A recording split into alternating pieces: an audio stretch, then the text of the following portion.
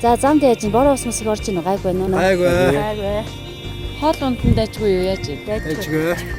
Ард үлдсэн хүмүүс маань нөө гэр барааг ачаал отгийнхаа юмнуудыг нэлээд сайн бэлтгэлээ. Тэгээ тэднийг ачаал одоо явчих. Тэгээ та хэд төрүүлээ гаргацсан болохоор санаа зовоод явчих. Одоо тэгээд нүүдэлчин дээр лууцсан дээр үлээ. Харин тэгхэн дээ. За сайн авцгаа. Эртэн газар тогтов. Сайн авцгаарай. Аа.